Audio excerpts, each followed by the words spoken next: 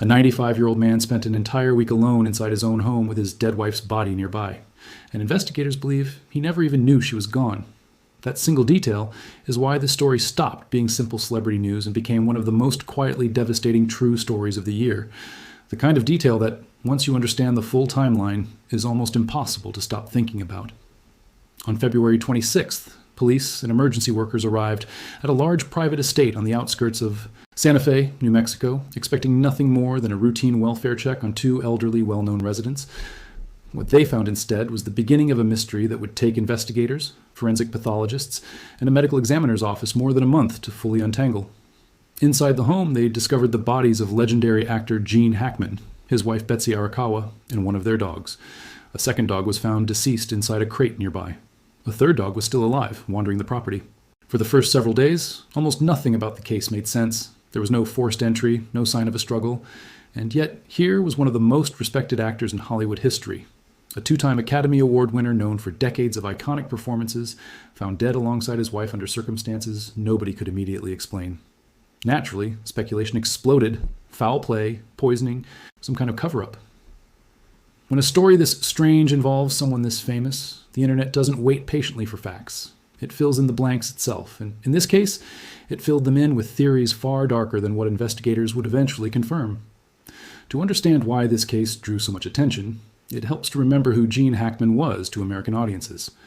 Across a career spanning more than 5 decades, he became known as one of the most versatile and respected actors of his generation, capable of playing everything from morally complicated authority figures to warm, flawed family men, sometimes within the same year. He won his first Academy Award for playing a relentless, obsessive detective in a gritty early 1970s crime thriller that helped redefine police dramas for a generation, and decades later won a second for playing a violent, complicated sheriff in a celebrated Western. In between, he built a filmography touching nearly every genre: action, drama, comedy, prestige literary adaptations, earning a lasting reputation among directors and fellow actors as one of the most reliably powerful performers of his era. By the early 2000s, Hackman had quietly stepped away from acting almost entirely, choosing to spend his later years out of the spotlight in New Mexico, writing historical novels, painting, and living a life that, by every account from people who knew him, he genuinely preferred to the constant attention of Hollywood. That choice to step back is part of why this case became so difficult for investigators in the first place. Hackman and Arakawa weren't surrounded by a large staff of daily visitors, assistants, or handlers, checking in constantly. They had deliberately built a quiet, private existence. And while that privacy had clearly served them well for decades, it also meant that when something eventually did go wrong, almost no one was positioned to notice quickly. Before getting to what officials actually found, it's worth understanding who Betsy Arakawa was, because so much of the sadness in this story comes back to her. Betsy was a classically trained concert pianist who met Gene Hackman in the late 1980s. The two were married for more than 30 years, splitting their time between the world of film and a much quieter life together in New Mexico. Those close to the couple described Betsy as fiercely protective of Gene's privacy, especially as he aged and largely withdrew from public life. By the time of their deaths, Gene Hackman was 95 and Betsy was 65, functioning as the primary caregiver managing his day-to-day life as his health quietly declined behind closed doors. Their relationship, by every account from people who knew them well, was built on a shared preference for quiet, ordinary routine over public attention.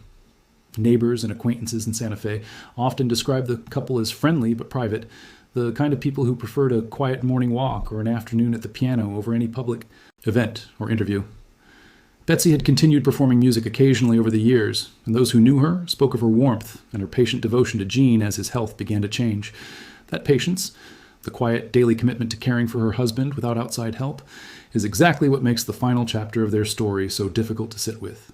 By every description, she was still actively taking care of him, running errands, managing his needs, right up until the final ordinary Tuesday of her own life.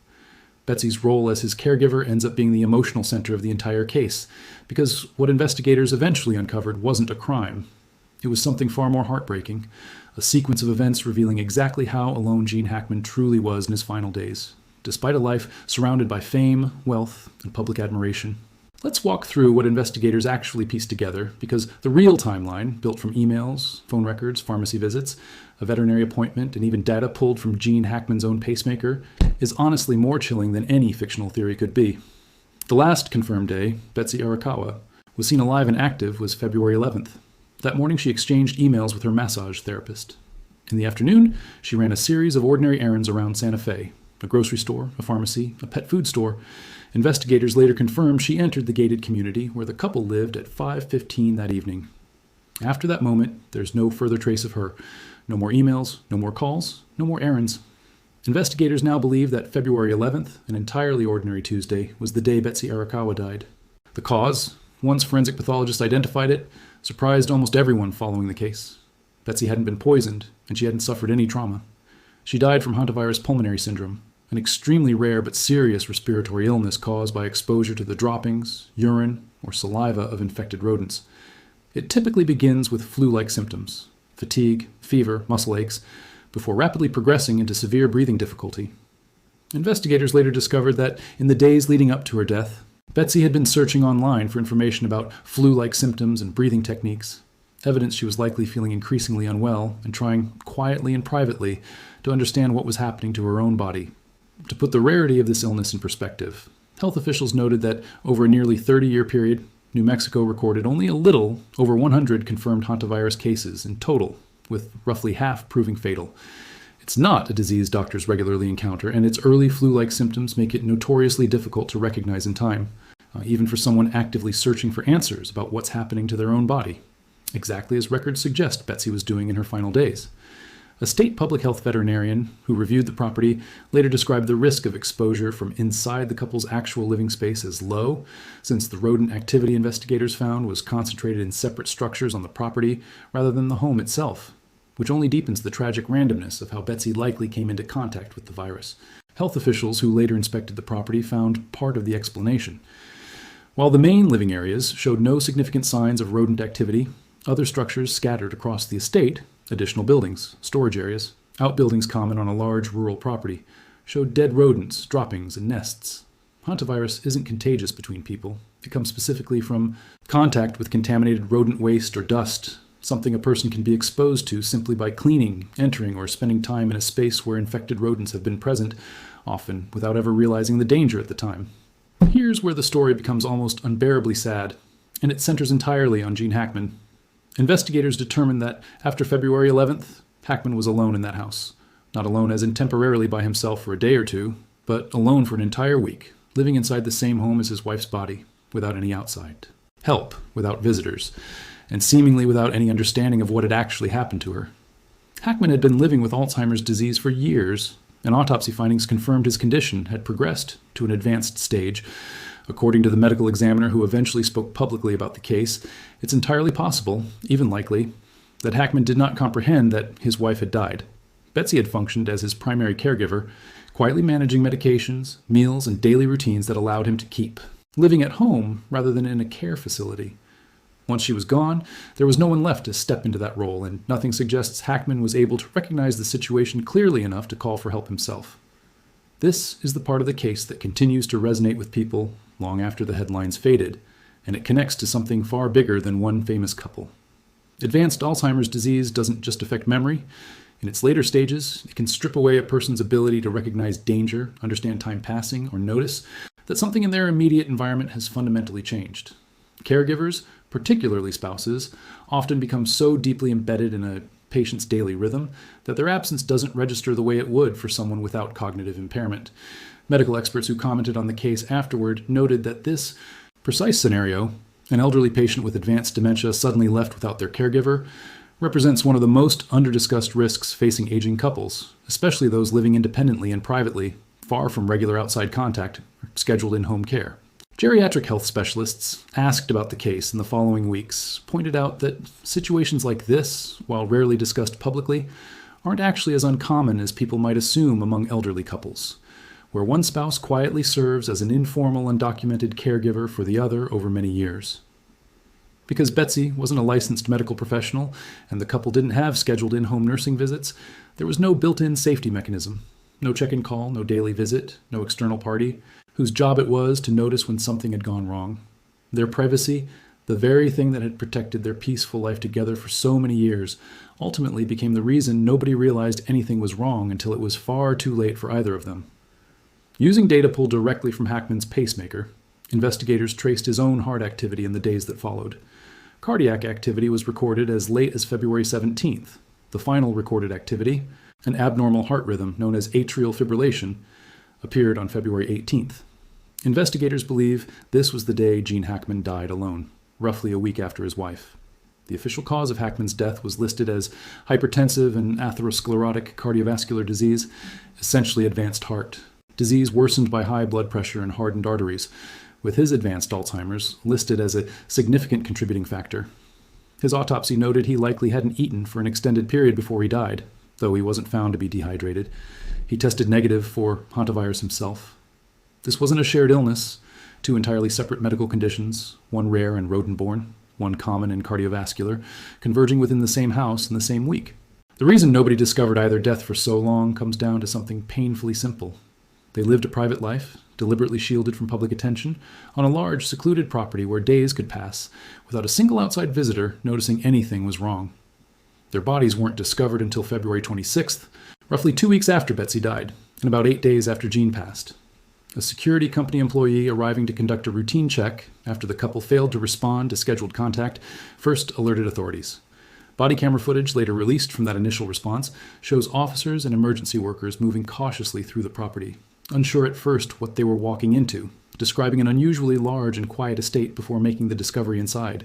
In the earliest hours of the investigation, detectives treated the scene the way they would any unexplained death, carefully, without assumptions. Carbon monoxide poisoning was one of the first possibilities ruled out, with negative test results from the home. Investigators also brought in cadaver dogs, searched the property extensively, and interviewed staff, neighbors, and anyone who had regular contact with the couple. Detectives specifically sought out Betsy's laptop, personal computer, and phone records early in the search, hoping electronic records could help reconstruct exactly what had happened in the couple's final days, since neither Gene nor Betsy were in any condition to explain it themselves.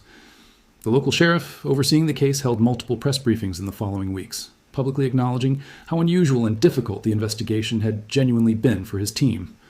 Unlike most death investigations, where a clear cause is often apparent within hours, this one required piecing together nearly 2 full weeks of separate, overlapping evidence, phone records, email timestamps, pharmacy visit logs, grocery receipts, even data pulled from a medical device, just to establish a basic order of events. At one point, the sheriff told reporters officials were still waiting on additional cell phone data before considering the timeline complete, but said investigators were, in his words, getting very close to the full picture. That kind of transparency, unusual for an active investigation involving a public figure, reflected how much attention and how many competing rumors the case had already generated online within days of the discovery. Video footage later released from the initial law enforcement response captured officers moving carefully through the property for the first time, describing the sheer scale of the estate to each other as they worked room by room before eventually locating the bodies. That footage, along with other investigative records, was only made public after a New Mexico judge ruled that portions of the case file should be released given the level of public interest, while specifically ordering that any sensitive imagery of the couple's remains, along with images of their deceased dog, be obscured out of basic respect for the family. One especially poignant detail investigators uncovered involved the couple's dog, Zinna. Records showed Betsy had picked Zinna up from a veterinary clinic on February 9th, just 2 days before she's believed to have died, following a minor medical procedure, which likely explains why the dog was found inside a crate rather than moving freely around the house. A small, ordinary detail from an entirely ordinary week that took on much heavier meaning once investigators understood the surrounding timeline. A necropsy was later conducted on Zinna as well, part of the broader effort to rule out any environmental danger, like toxic gas, that could have affected the whole household at once. A threat ultimately ruled out entirely. This small, quiet act of care, a trip to the vet, a crate set up for recovery, is one of the last documented things Betsy did before her own death. A final ordinary errand carried out by a woman who had no idea her body was already beginning to fail her. As the investigation continued into March, officials from the New Mexico office of the medical investigator took an unusual step. The chief medical examiner held a public news conference specifically to explain the findings, acknowledging directly that this wasn't standard practice for her office, and stating plainly that the unusual, widely reported nature of the case required a level of public transparency most death investigations never need. It was at this news conference that the 2 separate causes of death, hantavirus for Betsy, heart disease complicated by Alzheimer's for Gene, were formally confirmed to the public for the first time.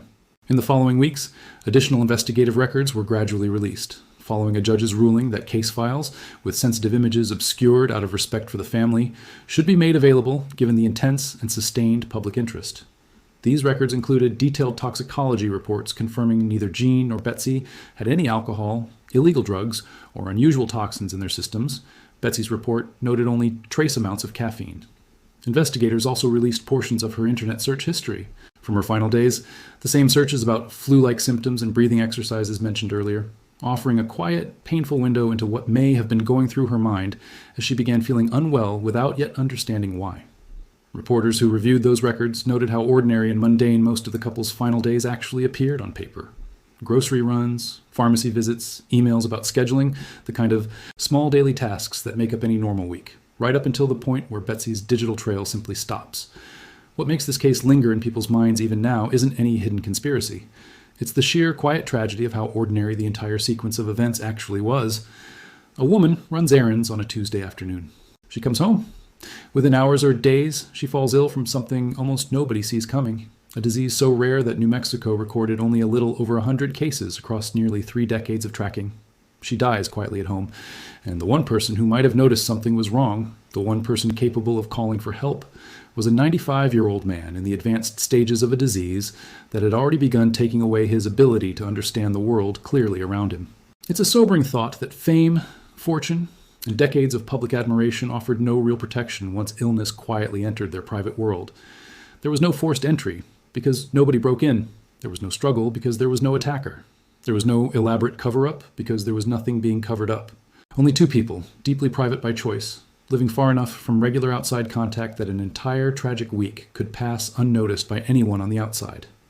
Forensic pathologists not even involved in the case commented publicly afterward that the explanation, once fully revealed, actually resolved what had felt like an impossible mystery in a way that made complete medical sense. Rather than a scandal or a secret, what investigators ultimately uncovered was closer to a warning, a stark reminder of how isolated elderly people, even famous, wealthy ones, can become in their final years, especially when a spouse who has quietly been holding everything together is suddenly, unexpectedly, no longer there to do it.